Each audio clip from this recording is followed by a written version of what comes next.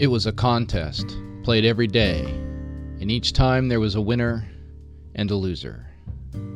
On the north side of the field was Sky Coyote, who looked after the people, and on the south side was the sun.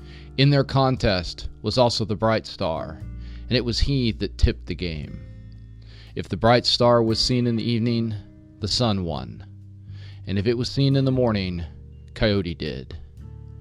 The moon, that measurer of all things, kept score throughout the year to tally who would win the game. On the shortest day, when the fate of the sun's future path was in the balance, the number of victories for each side was counted.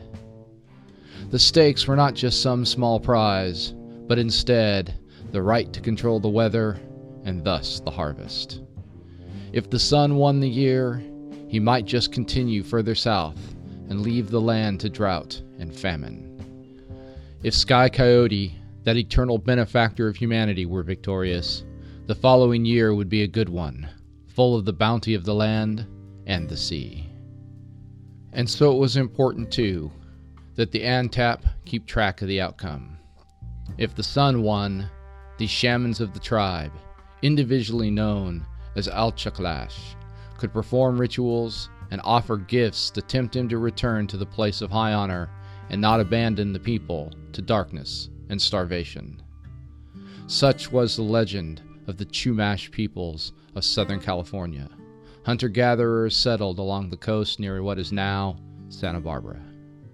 We don't know much about their culture and astronomical practices, as these were suppressed by European missionaries intent on spreading Christianity and stamping out those ideas and religions they saw as paganism. What we do have, though, are the beautiful cave drawings the Chumash left behind. Multicolored and artistically complex, these, along with a few stories of the shaman society that was so important to the physical and spiritual life of the tribe, tell of a culture that watched the sun and plotted its movements in order to tell time and remain in touch with the rhythms of nature. Interestingly, in this legend, we see a portrayal of the sun that is very different from that of many peoples, one in which the sun was not the bringer of life, but rather a cantankerous old man prone to plucking children from the ground and placing them in his headband to feed later to his ravenous daughters at the end of each day. In this episode of the Scientific Odyssey, we will journey through the stories, sites, and artifacts of those who inhabited North America before the coming of the Europeans in the 17th and 18th centuries.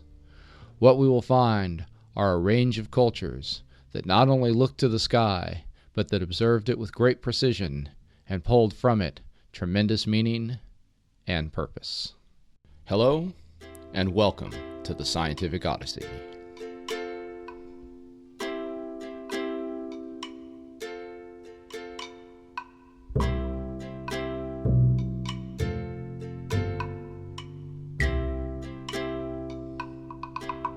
The Scientific Odyssey is a many-part journey into the history and philosophy of science.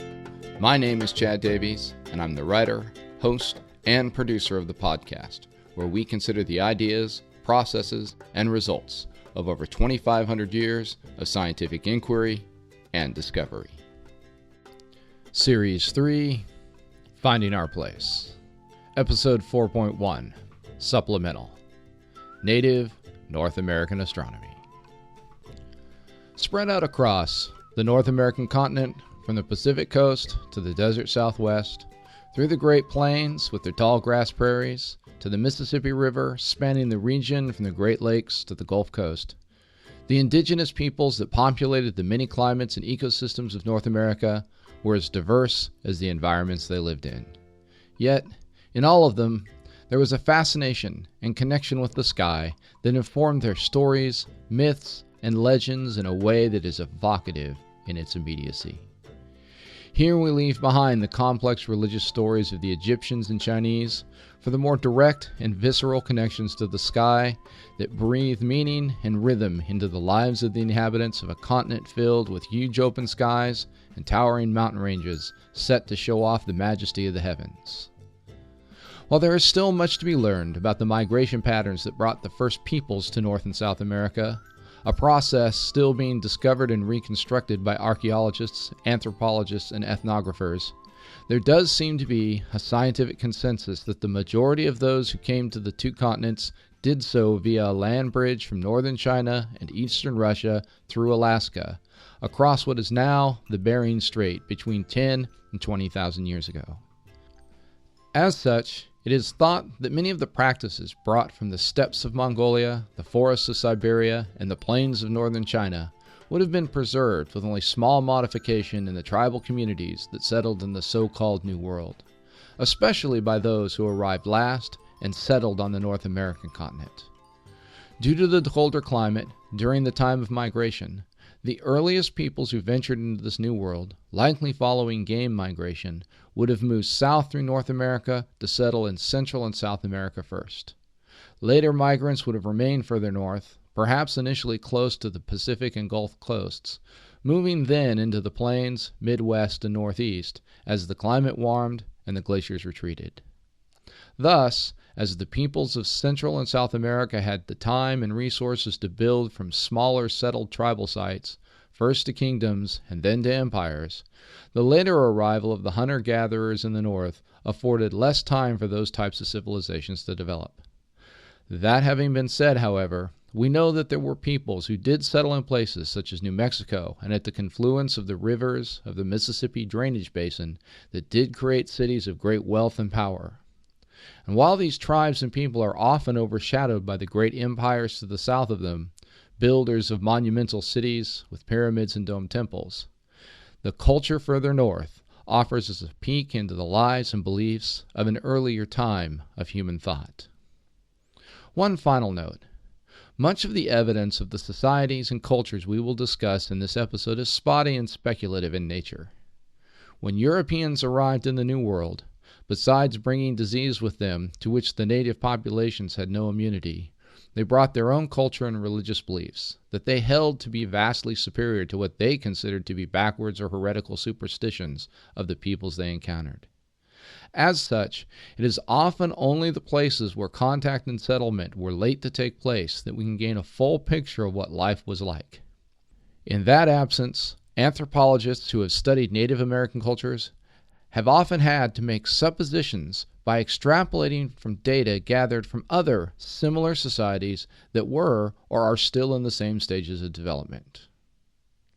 In the introduction to the episode, we began with a story from the Chumash people of Southern California. While we do not have a written language and the traditions of the people were suppressed by Spanish missionaries, fragments of the culture have survived through recorded conversation from elderly members of the tribe and the artifacts they have left behind.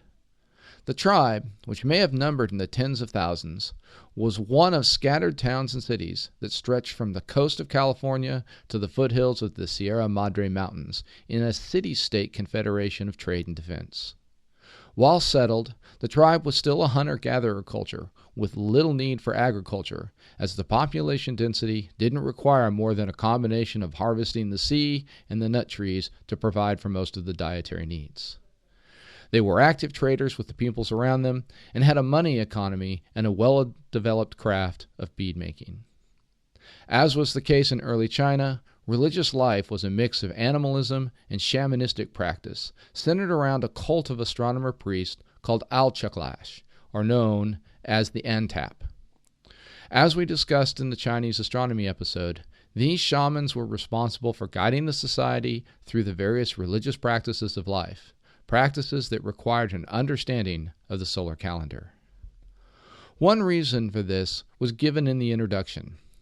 It fell to the Antap to know whether the sun or sky coyote would win the yearly game of stakes known as payon.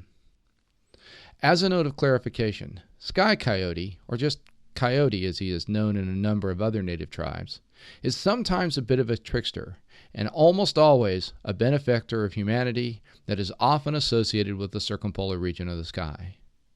While the sun would be changeable in bringing the summer heat and the winter cold, sky coyote was seen as a more reliable and trustworthy to act for the benefit of the people.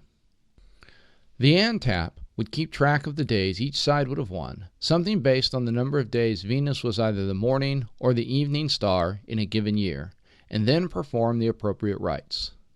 The year was counted from winter solstice to winter solstice, an interval that was determined by the shamanistic practice of journeying to a remote location to make a solitary determination of the year's shortest day.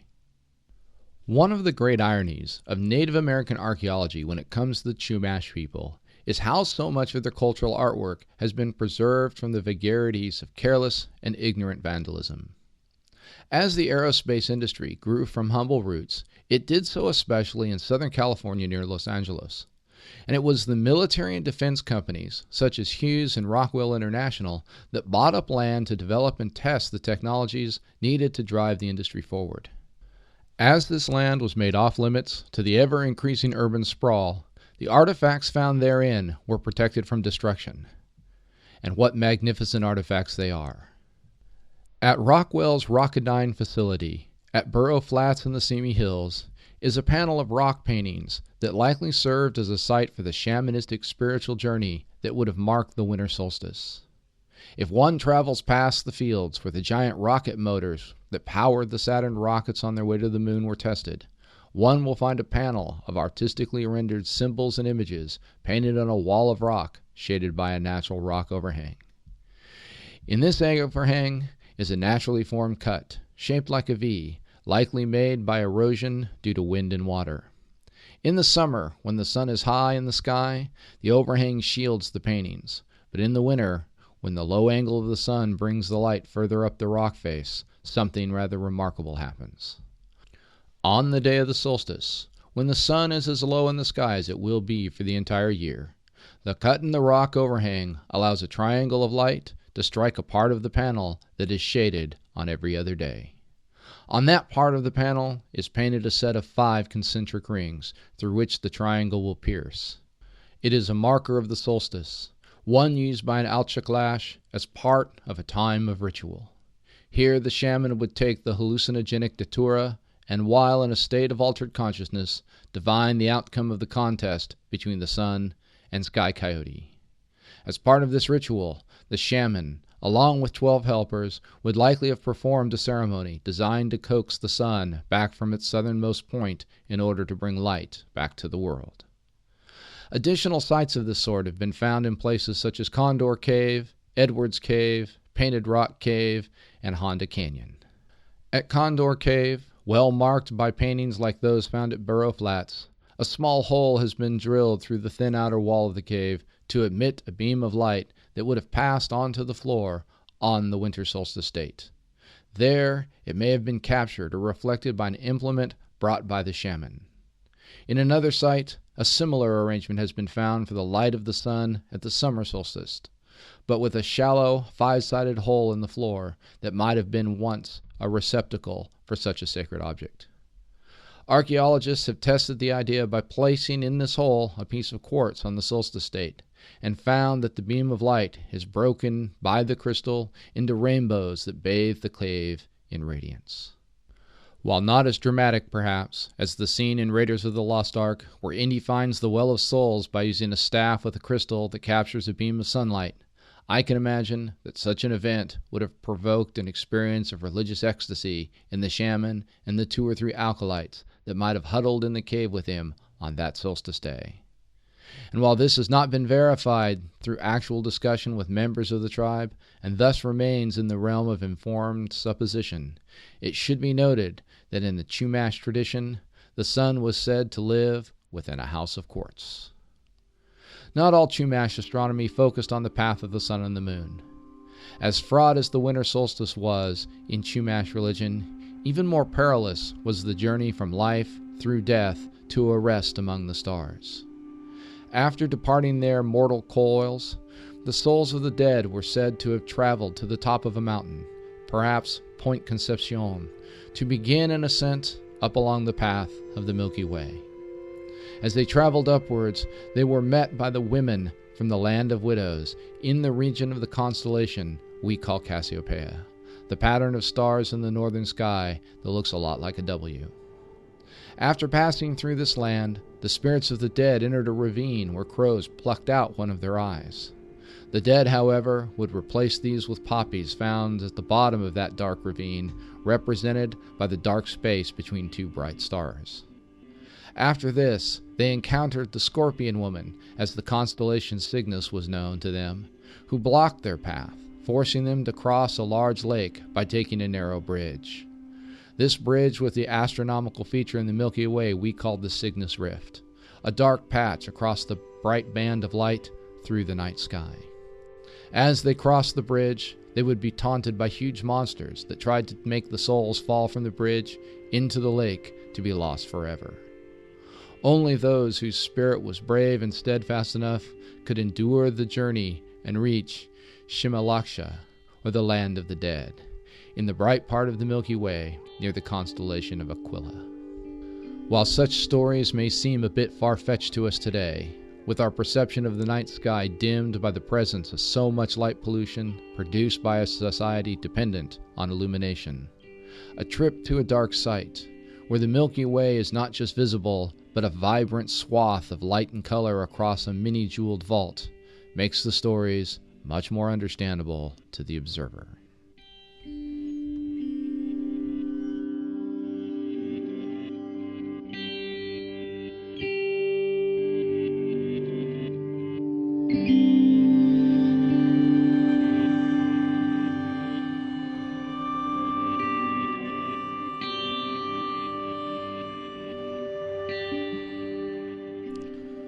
Not far from the Chumash of California are the associated tribes of the Southwestern Four Corners region. The Hopi, Navajo, Pueblo, and Acoma tribes share a cultural heritage passed down from a more ancient people, known by the Navajo as the Anasazi, the Ancient Ones. In Navajo cosmology, mysterious black god, who placed the stars in the blackness, created the sky. The first of these stars were the Pleiades. From a story known as the Dilyihi, we learn, quote, "Black God strode into the Hogan of creation with Dilyihi on his ankle. He stamped his foot several times, and the star group jumped to a different location each time. His knee, his hip, his shoulder, and finally his left temple. There it shall stay, he told the creators. In this way, he established his mastery over the stars and secured the right to arrange them in the sky." Unquote. It is said that he then took crystals from his pouch and organized them in the sky in well-understood patterns, beginning with the circumpolar region, with the creation of first man and first woman around the pole. However, Coyote, the trickster, thought that the pouch might contain some excellent morsel to eat, and so when Black God wasn't paying close attention, he stole the pouch. As Coyote ran, the mouth of the pouch opened up, and the gems spilled across the sky randomly. It is as an apology to Black God that the children of Coyote take up the cry, howling into the night. It is said, however, that the trickster kept one fiery gem for himself, which he placed in the south, away from the man and woman of the north. Known as Ma'ai Bizo, it appears only for a few weeks each year, spreading chaos and confusion throughout the world. Like the Chumash, much of the religious practice of the Four Corners tribes revolves around the winter solstice, and the responsibility of keeping track of this falls to an official shaman known as Sun Watcher. It was he who kept the calendar by observing the positions of the sunrise each day, and, as the solstice approached, to give witness to the end of the year through the oversight and practice of rituals and the saying of prayers. The practice of the Sun Watcher of the Zuni tribe was observed and recorded by Frank Hamilton Cushing, who first came to know the tribe as part of an expedition sponsored by the Smithsonian.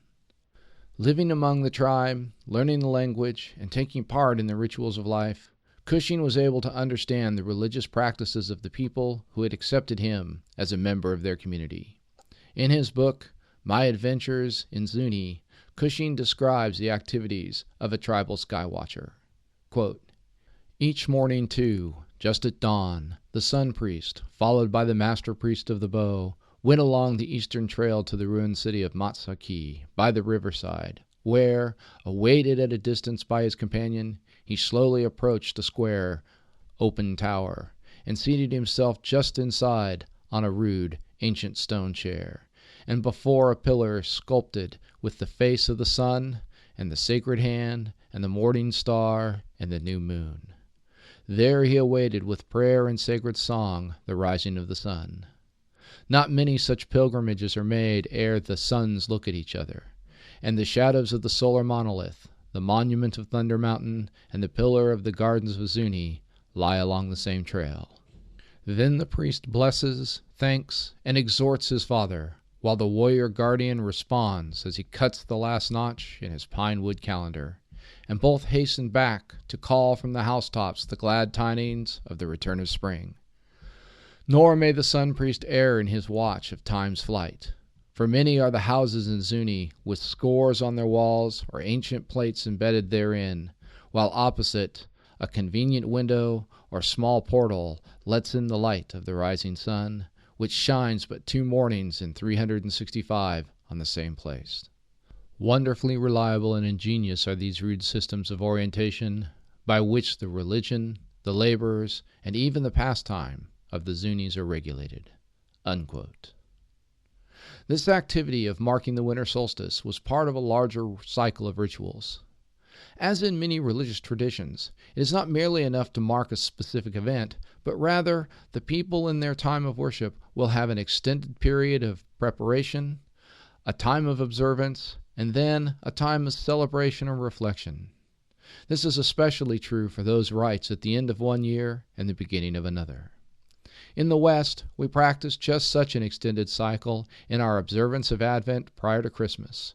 Then there's the celebration of the day itself, which is then followed by a period, often known as the 12 days of Christmas, that run from the central act of worship through to Epiphany. During this time, there is a celebration of the new year, with its attendant reflections on the year past, and, for some, resolutions to do better in the coming season. For the Hopi, this religious ceremony cycle began with what was called Wubuchim, a time that lasted 16 days and was determined by both the position of the sun near the solstice and the proper phase of the moon. In each village, a ceremonial chamber, known as a kiva, was purified and prepared for the rites that would take place during this time. A Hopi kiva was a square room, laid out on a north-south axis with a roof. Access only through a hole in the roof, through which a ladder is lowered, the sacred space functioned as a reminder of the Hopi belief that humanity had come from the underground through a series of emergences. In this chamber, the new fire ceremony was performed as an acknowledgement of the heat and energy provided by the sun.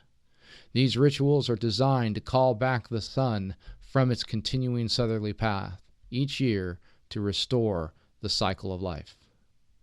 The final ritual of this period of preparation is timed according to the appearances of several bright stars in the winter constellations on or near the zodiac.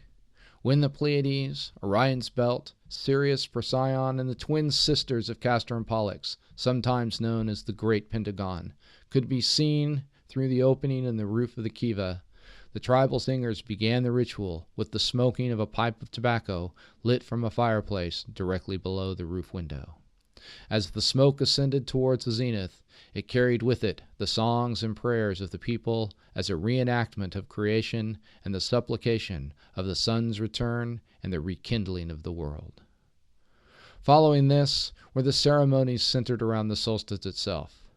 Held in the month of Kya Muya, or Sacred but Dangerous Moon, this season is known as Soyal, and it was during this time that the sun watchers would travel to the sacred places or stand on the roofs of the tallest houses to obtain a clear view of the sun's progress on the horizon. As the time of the solstice is approached, a new round of rituals commenced, again using the stars of Orion's belt as the focal point. Priests representing the sun, Venus as the morning star, and the aforementioned Orion's belt carry with them agricultural symbols such as maize leaves and stalks.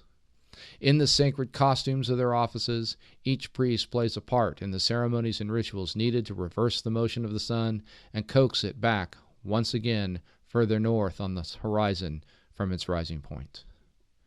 This focus on the solstice is a tradition these peoples have inherited from their ancestors, the Anasazi. A culture that predated their descendants by 500 or so years, the Anasazi built great cities in the walls of the rugged canyons of New Mexico and Arizona.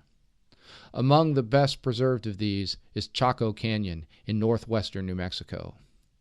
Roughly a half a mile from these main settlements of the site, there is a large circular kiva with a diameter of just over 63 feet called Casa Rinconada. Likely designed to hold a large clan or the leadership in the entire tribal settlement, the roof of the structure is now gone, though the holes in the floor where the posts to support it once stood can still be seen. Around the walls of the kiva, there are 28 regularly spaced compartments or niches, along with 6 larger ones that are irregularly spaced.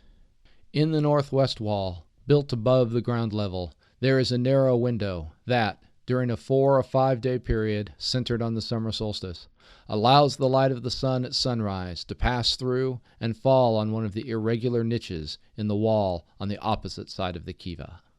A similar niche can be found that would be well positioned to receive the light from the summer solstice sunset, but the portion of the wall of the kiva where a window might have existed has collapsed, and so confirmation cannot be made.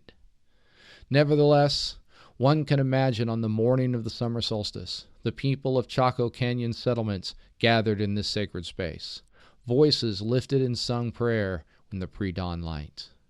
As the sun priest guides them through the ritual, a shaft of light enters the chamber, and a square of light moves from the ceiling down the wall until it falls upon the niche, perhaps containing a sacred symbol or relic for invoking a plentiful harvest. For the 15 minutes of the niche's illumination, the sun priest and people might engage in an ages-old litany to the sun and its life-giving light before the shaft continues down the wall and the ceremony concludes. Throughout the rest of the day, the activity of the tribe would be centered around the rituals associated with the sun until, before sunset, they would return to see the light from the solstice sun on the northwest horizon illumine a second niche with its deep, burnished hue. More stunning than this, however, are the sun spirals etched into the rocks above the canyon of Fajardo Butte.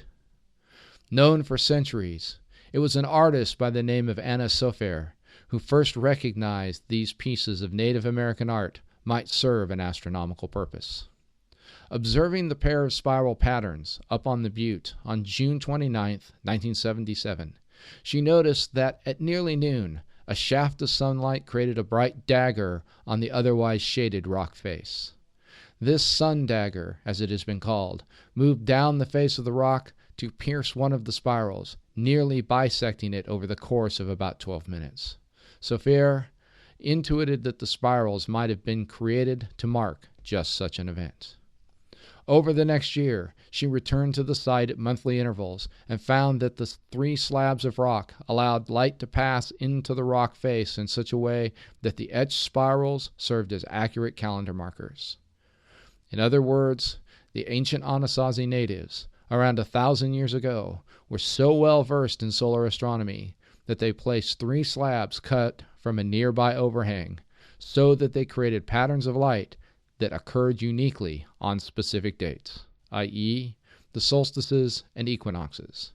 And then they marked the face of the rock so that they could easily observe those patterns to establish the event's occurrence by watching the play of said light on those patterns. The most dramatic of these is the summer solstice sun dagger that pierces through the center of the larger spiral over the course of an 18-minute period right at noon. On the winter solstice, 6 months later, 2 light daggers are produced that exactly frame the larger spiral on its left and right edges. If you're having a little difficulty visualizing this, I will include a short video of the summer solstice sun dagger event at our website, thescientificodyssey.typepad.com. Also, if you're thinking that this might be some sort of a random thing that the Anasazi might have just stumbled upon, it should be noted a similar site can be found at the Anasazi ruin known as Holly House in the Hovenweep National Monument in Utah. As a personal note, I can remember exactly when I first became aware of this place. Carl Sagan includes it in the 3rd episode of his Cosmos series, and in the show, the piercing of the large spiral is shown in the time-lapse footage to soaring music. I remember watching that episode as a 13-year-old kid and being amazed that a people from so long ago could have done such an amazing thing as to create a monument that would help them tell time.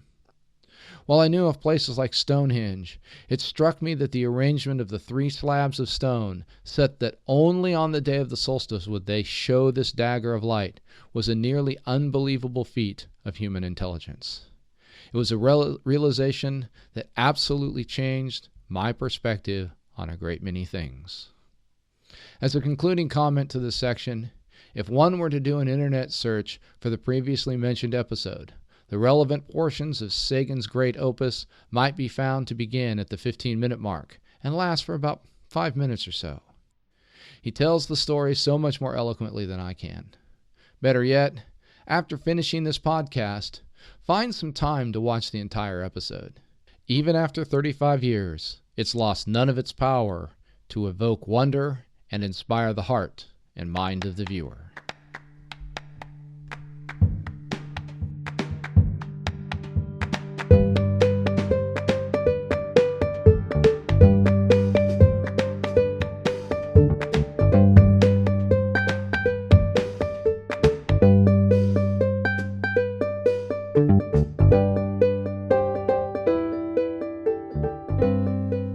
The Absarco, or Crow people, tell the story of how the world began.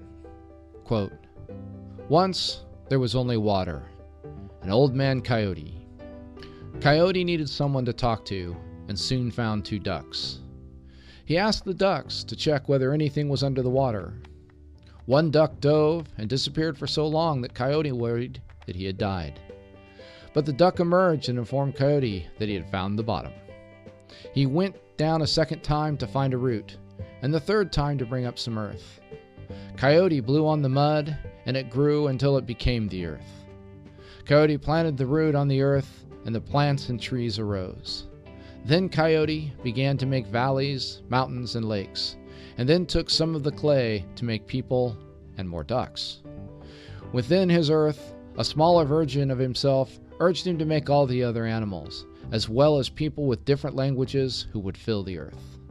In this way, the bear, antelope, and other animals, as well as the dance and the war which came from the people who could not understand each other, came into being." Unquote. On the Great Plains of North America, from Nebraska in the south to Saskatchewan in the north, and running from the Front Range of the Rocky Mountains out to the tall grass prairies, one finds 2 broad astronomical trends in the tribal practices of the people who once lived there. The first is one many of you may be familiar with, that is associated with the focus on the sun's behavior of rising and setting on different places on the horizon, known as the medicine wheel. As a note here, when one hears the word medicine in the context being discussed right now, one needs to understand that this term holds within it connotations very different than those we think of now. As E.C. Krupp points out, medicine in this context refers to the supernatural, the sacred in terms of lore and structure, and to power associated with shamanistic practice.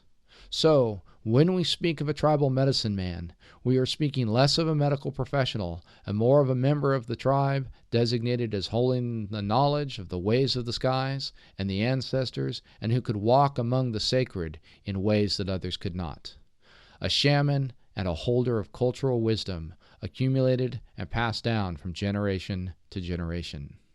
When the term is applied to a site, as will be the case with the medicine wheel, it means that this is a place where the boundary between this world and that of the supernatural was thought to be thin enough to be crossed in the right circumstances.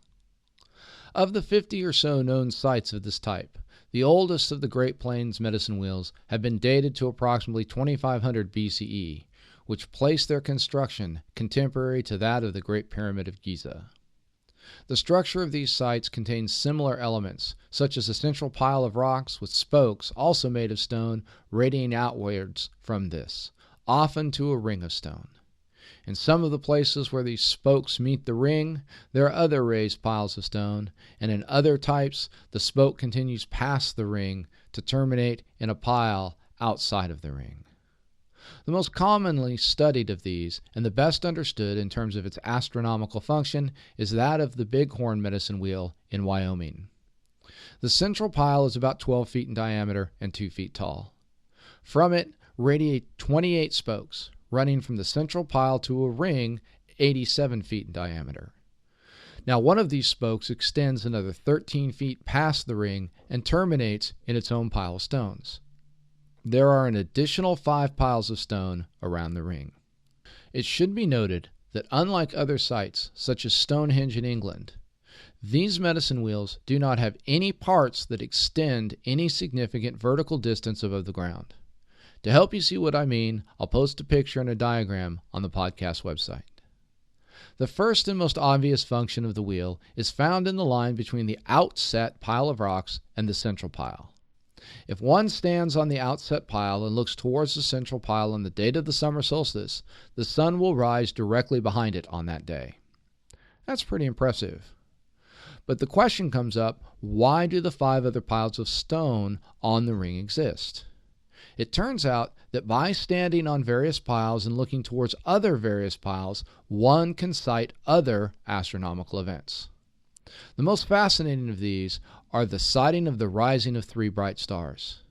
If an observer stands on the pile, one over from the outset pile clockwise around the ring, one can observe the stars Aldebaran, Rigel, Sirius, and maybe Fomalhaut rising in the pre-dawn morning over other piles of the ring. The significance of this is that Aldebaran, the brightest star in the constellation of Taurus, rises just a week or so before the sun does prior to the summer solstice. That means it serves as sort of a prelude marker for the summer solstice event.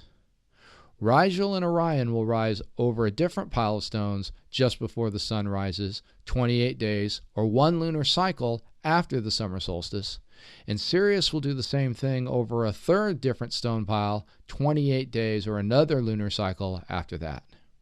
While archaeoastronomers are less certain of the Fomalhaut alignment on rising, the best explanation is it would have risen roughly a month prior to the summer solstice, just prior to sunrise over a 4th pile. If you're having difficulty visualizing all of this, because this is just a ton of information, check out that diagram that I'll post on the website. It'll have all arrows that sort of give you a sense of where you would stand when what piles of rock you would sight over to see each of these events. Now, given this evidence, it seems safe to assume that the Bighorn medicine wheel was constructed to serve as at least a rough summer solstice observatory. However, it must be understood that its function was not strictly calendrical in nature. More likely, it served as a remote location for young men and shamans of the local tribe or tribes that constructed it to undertake vision quests. Given the wheel's altitude of over 9,000 feet, it would have been snow-covered and inaccessible for most of the years, thus making it impossible to use except during the summer months. One can imagine that the piles of stone would have served as raised sleeping or resting platforms for those each year that journeyed during the warmest months to observe and participate in the sacred mystery of the heavens. Another wheel, laid out in a very similar pattern, can be found 425 miles north of the Bighorn site in Moose Mountain, Saskatchewan, Canada, perhaps constructed by the same migrating groups of hunter-gatherers who made the Western Plains their home in following the yearly migrations of the buffalo and antelope. The Moose Mountain site has been dated using radiocarbon techniques to roughly 400 BCE, while the Bighorn site seems to be about 1,000 years younger. The second spiritual practice was the building of a ceremonial lodge. For the Pawnee tribe of Nebraska, the construction of earthen lodges mirrored their cosmological picture of the heavens much as the kivas of the Hopi and Anasazi did theirs. The Pawnee believed that the sky was held up by 4 great posts that were marked by the bright stars of the northern sky: Capella, the yellow star; Sirius, the white star; Vega, the big black meteor star; and Antares, the red star. From the latitude of Nebraska, these 4 stars do mark out what are known as the intercardinal directions of northwest, northeast, southwest, and of course southeast.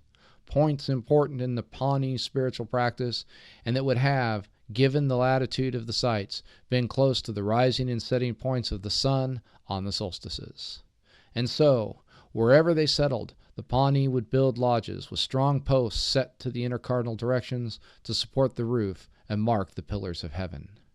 It was in these lodges that the ceremonies and rituals associated with the creation of the world and the passing of the seasons would take place. One of these was a deadly rite associated with the planet Venus. In its motion as the sun crosser, moving back and forth to morning and evening, the planet was seen to hold within it the power to renew. In a sympathetic ritual, the tribe would take a girl made captive during a raid in the previous year and paint half of her body red for the morning dawn and the other half black for the night sky. She would then be dressed in symbolic clothing and a headdress, and after rituals of purification and additional preparation, taken to a wooden scaffold, built to symbolize the local wooded areas, leafless during the winter. At the appointed time, she would be offered to the earth with an arrow shot through her heart, sacrificed to summon the power of Venus to revive the earth for the spring, a practice one might think was borrowed from neighbors further south. In a less dark recreation, the neighboring Omaha tribe believed that the sky was supported by a huge cedar tree that grew from the ground to the celestial North Pole. As part of their creation story, the son of a chieftain had found the tree. Wreathed in flame, but never consumed, the tree was recognized for its supernatural properties.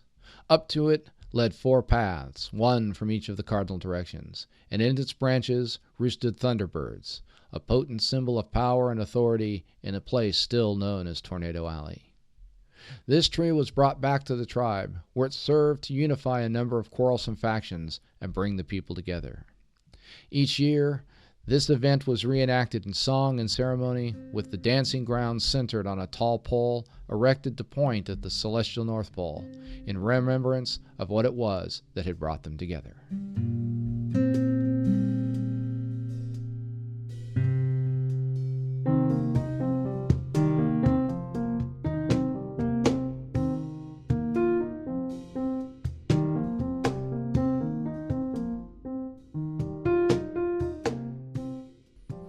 Our final stop on this tour of the sites of native North American astronomy is that of the Cahokia mounds of southern Illinois. We don't know very much about the Cahokia people, other than they were part of a large dispersed group of tribes that stretched from the Gulf Coast in Georgia all the way up to the Great Lakes. These Mississippian peoples, as they are called, are known for their propensity to build great mounds, either for burial sites, as ceremonial lodges, or as platforms for sites of ceremonial gathering and worship.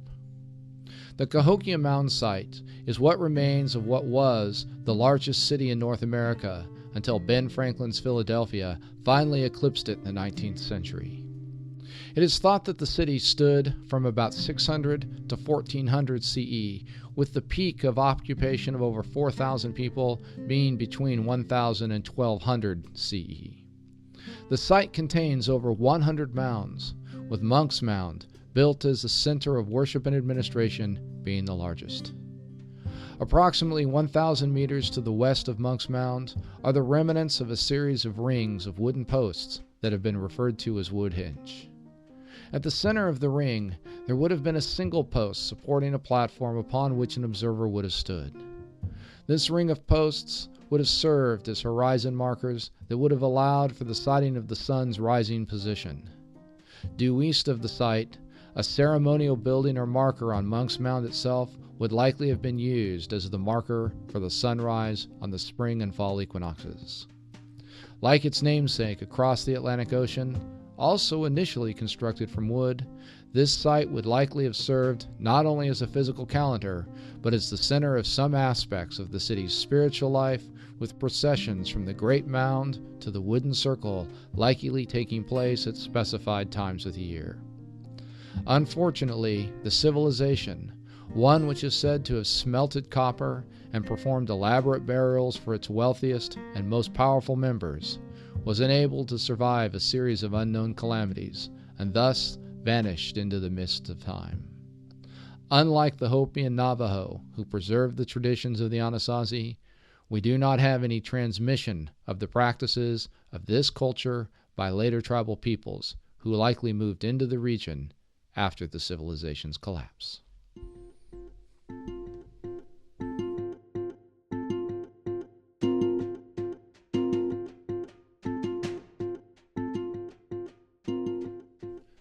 At this point, nearly 45 minutes into the episode, I think it's time for us to bring this exploration to a close. As in the cases of Egyptian and Chinese astronomy, we have merely scratched the surface of this topic with a few examples designed to provide an overview of the broad spectrum of Native American tradition and spirituality. For my North American listeners, I would encourage you to seek out resources that will point you to the tribal customs local to your areas and learn the stories that are told there. As a Boy Scout, I was introduced to the legends and narratives of some of the tribes of the Pacific Northwest, most notably the Klamath, Modoc, and Umpqua peoples.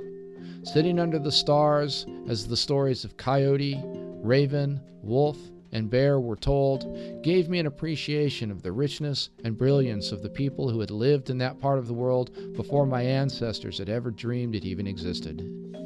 And while I can do little now to right the injustices perpetrated upon them by racial ideologies and a policy of manifest destiny, by learning their culture, I can keep their memory alive, which is at least something.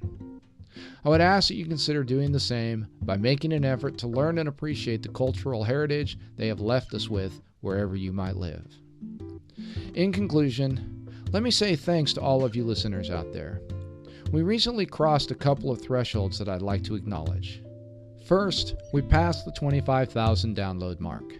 As I'm fond of saying, it's small potatoes compared to a lot of the shows being produced, but I'm proud of what we've done, and I'm thankful of all of you that have chosen to join us on this grand adventure.